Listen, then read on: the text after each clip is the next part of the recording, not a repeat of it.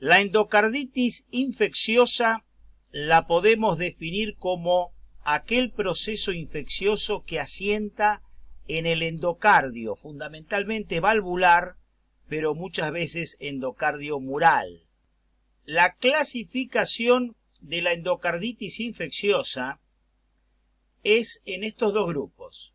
Endocarditis en válvula nativa. Esa válvula nativa puede ser con enfermedad cardíaca previa o válvula sana. Después vamos a ver cuáles son las enfermedades previas que puede haber, o sea, qué valvulopatía previa puede haber. Y la otra que es la endocarditis en válvula protésica, que a su vez se divide en temprana y en tardía. Ahora bien, fíjense, a esta clasificación de base, que vimos recién, se le agrega, para completar la clasificación, dos situaciones clínicas, como son la endocarditis en adictos a drogas intravenosas y, por otro lado, la endocarditis nosocomial.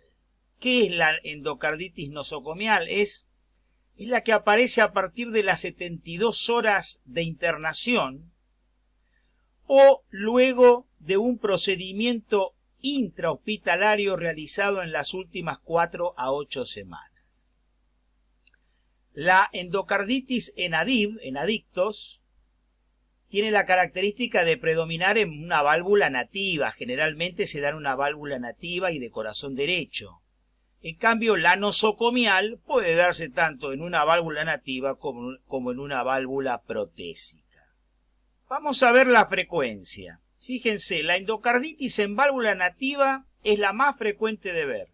50 a 60% del total de los casos de endocarditis infecciosa. La endocarditis en válvula protésica está alrededor del 20%. La endocarditis en ADIV está alrededor del 10%. Y la endocarditis nosocomial está entre un 10 y un 20% restante. La endocarditis en válvula protésica con el correr de los años ha ido aumentando.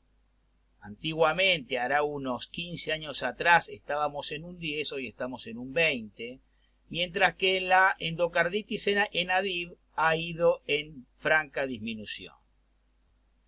Como en todo proceso infeccioso, se produce por un desbalance entre la virulencia del germen y el estado inmunológico del huésped. O sea, el que pese más en la balanza es el que gana la batalla.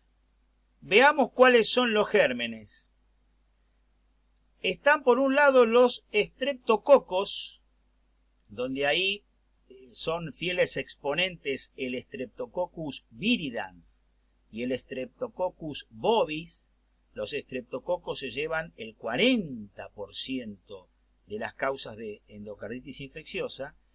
Y después también tenemos los estafilococos, donde está el SAM-S, el SAM-R y el coagulasa negativo, que se llevan también aproximadamente el 40%. Fíjense cómo entre los estreptococos y los estafilococos tenemos el 80% de gérmenes que provocan endocarditis infecciosa.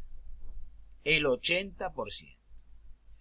Nos va a quedar un 20% restante donde vamos a poner los enterococos en un 10%, los gérmenes que están en el grupo JASEC, o sea, son los denominados los gérmenes fastidiosos, que se llevan el 5%, y otros gérmenes donde ponemos gram negativos, incluimos hongos también ahí, están también en un 5% restante.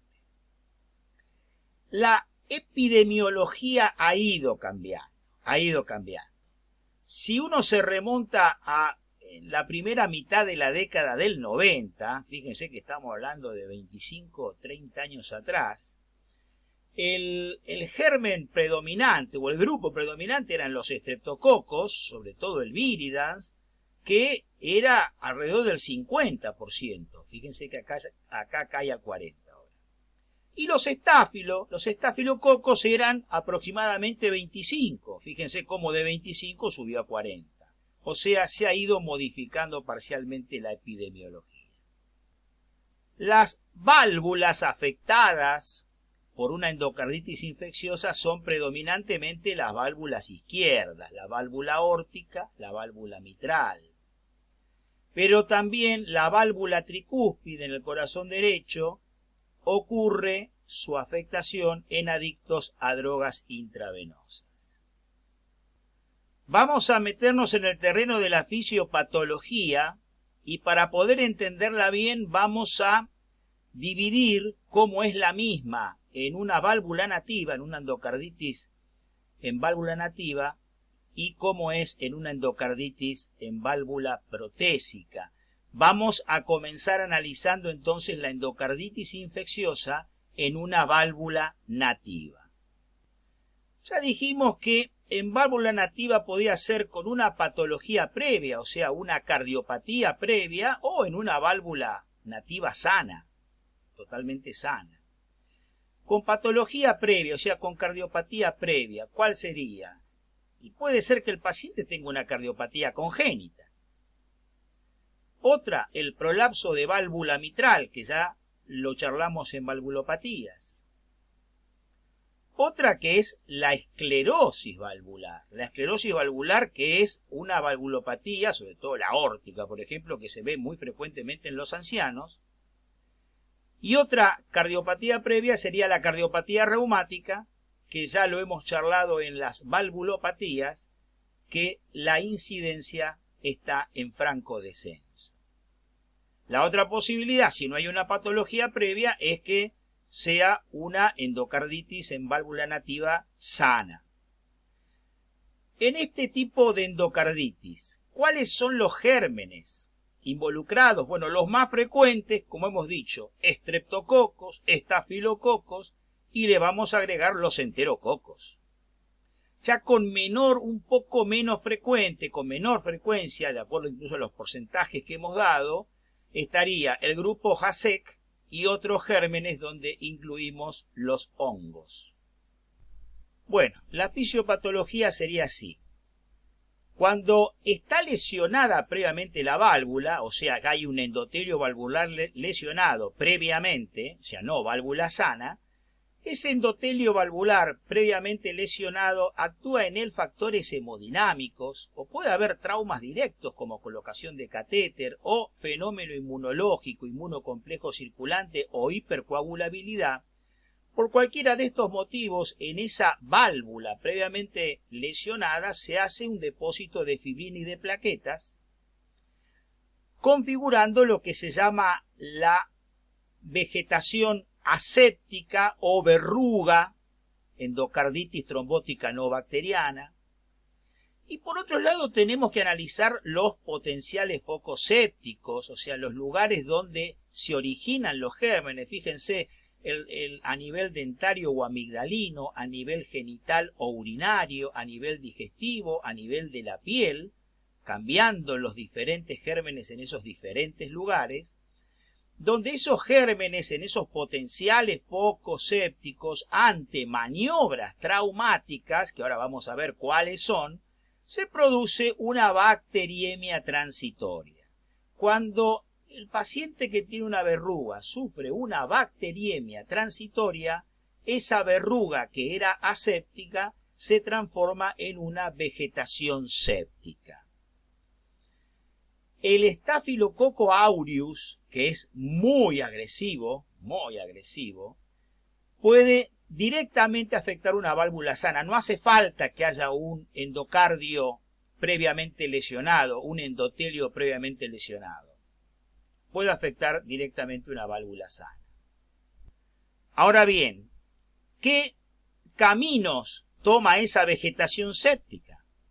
Bueno, por un lado puede provocar una destrucción valvular. Una destrucción valvular que puede ser destrucción de la valva o de las valvas, de las cuerdas tendinosas, del anillo valvular, y entonces de ahí vendrá o serán responsables todas las manifestaciones cardíacas que va a tener nuestro paciente. Por otro lado, esa vegetación puede fragmentarse. Al fragmentarse la vegetación pueden ocurrir estos tres fenómenos que son, y después los vamos a analizar en detalle en la parte clínica, las embolias sépticas, las metástasis sépticas o la formación de los aneurismas micóticos. A su vez, esa vegetación séptica genera una bacteriemia persistente que también, junto a esa fragmentación, es responsable de estos tres elementos que dijimos acá, pero que también recordemos o entendamos que la bacteriemia persistente es un estímulo inmunológico permanente que va a ser responsable de una serie de manifestaciones clínicas, y ese estudio inmunológico es por la formación de inmunocomplejos circulantes. Tanto estos tres procesos como los inmunocomplejos circulantes son responsables de todas las manifestaciones extracardíacas que tiene la endocarditis infecciosa. Así es como vemos un proceso infeccioso del endocardio valvular. Ahora bien, dijimos que íbamos a analizar las causas de bacteriemia. Fíjense cuáles son.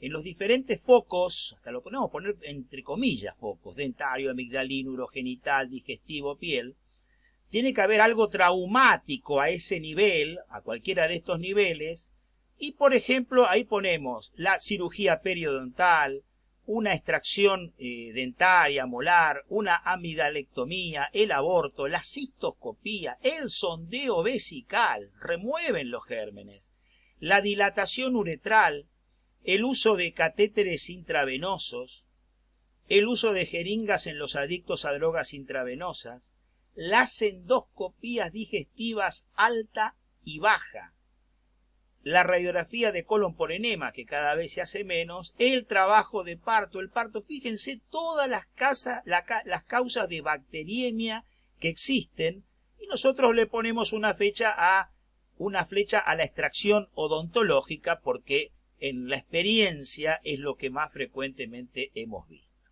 Ahora bien, fíjense, las bacteriemias transitorias son muy frecuentes en la vida diaria. Fíjense las causas que dijimos recién.